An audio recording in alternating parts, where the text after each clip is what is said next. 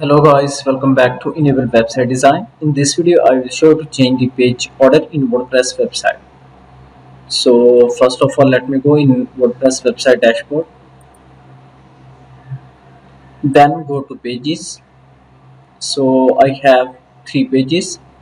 Now I want to move this page on the top. So let me show you how we can do that. You need to install a free WordPress plugin. Search for simple page ordering, and you can install this plugin. Here you can see 1 lakh plus active installations. So now you can simply go back and reload this dashboard page. So now you can use drag and drop method. You can drag it on the top. You can also drag this page at the bottom.